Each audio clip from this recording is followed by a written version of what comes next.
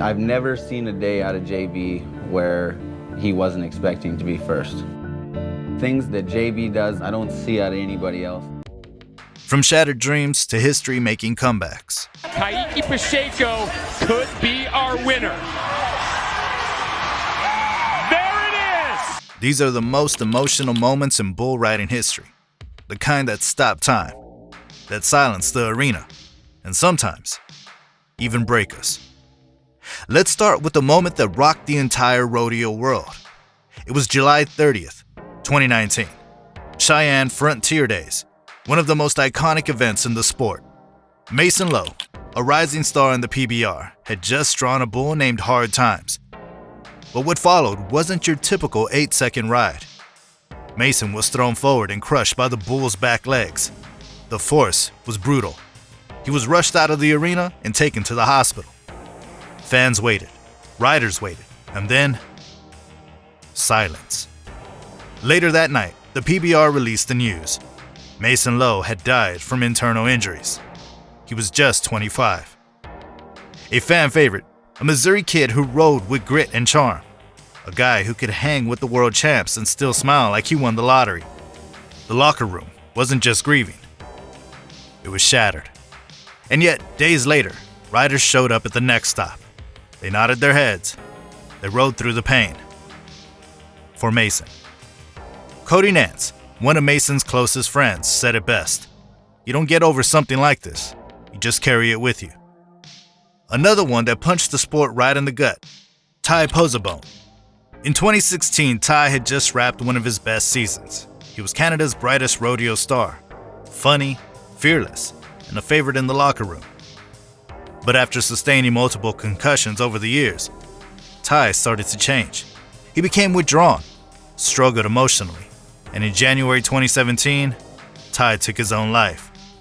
He was 25. The community was stunned.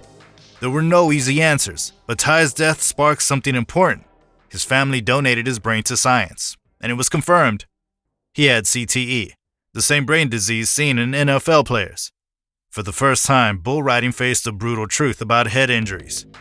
His death led to the creation of the Pozzobon Foundation and changed how the sport treats concussions. Helmets became more common. Protocols were enforced. Ty's legacy became bigger than any gold buckle. He didn't just make an impact in the arena, said Jess Lockwood. He made us all think about what happens after we leave it. If that hits you like it should, pause. Hit that like button. Subscribe. This isn't just a sport. These aren't just rides. These are lives. Real, raw, and unforgettable. We're just getting started. In 2018, another wave of emotion hit the dirt. Jose Vitor Leme, a quiet Brazilian kid who rode like lightning. That year, he drew the legendary bull, Sweet Pro's Bruiser, the reigning bull of the year. Most guys couldn't last 3 seconds on Bruiser, but Jose, he made it look like a dance. 8 seconds, 94.5 points. The crowd went wild, but Jose didn't celebrate. He just kneeled in the arena, eyes closed, praying. See, Jose had just lost his grandmother the night before. She was the one who raised him, the one who bought him his first rope. And when she passed, Jose nearly flew home. But he stayed, and he rode with everything he had. That ride, it wasn't just for points. It was a goodbye. 2014 gave us another heartbreaker and another reminder of how fast it could all change. It was March 1st in Montgomery, Alabama. Lane Frost's legacy had long inspired riders like Chris Shivers and J.B. Mauney. But this night, it was all about a 25-year-old kid from North Carolina, Josh Clay. A solid hand, riding strong all season. He nodded his head on a bull called DOA. The bull bucked hard left. Josh was thrown and stomped in the chest. The paramedics were on him in seconds, but the damage was too severe. Josh died in the arena. He was set to propose to his girlfriend the next week. There was no arena silence like that night, just hushed prayers, stunned cowboys, and a family left broken. Josh's name rarely makes the ESPN highlight reels, but in Montgomery, nobody forgets. Of course, not all the most emotional moments end in tragedy. Some are comebacks so miraculous, they feel impossible. Like the night J.B. Mauney returned in 2021. The man had broken everything. Shoulders, hips, ribs, you name it. He'd just come back from major hip surgery, and most people figured the two-time world champion had already ridden his last big one. Then came San Angelo. He drew Hyde the Candy, a mean son of a bull with a short fuse. Not the ideal pick after a medical comeback, but Mauney rode him like a man possessed. 91 points, standing ovation. Mauney didn't scream. He just looked up, tears in his eyes, and tipped his hat. "I ain't done yet," he whispered. That night, bull riding reminded everyone pain don't stop legends. And if we're talking about pure redemption, look no further than the 2020 World Finals. Kaique Pacheco, the 2018 world champion, had been wrecked by injuries the year before. Torn groin, torn MCL. He missed nearly half the season. Doctors weren't sure he'd be ready for 2020. But he didn't just come back. He came back on fire. 5 bulls, 5 rides, 90 after 90 after 90. He won the World Finals average and finished second overall.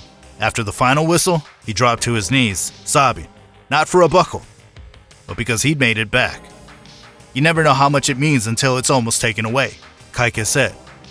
But sometimes, even in victory, the pain is too raw to ignore.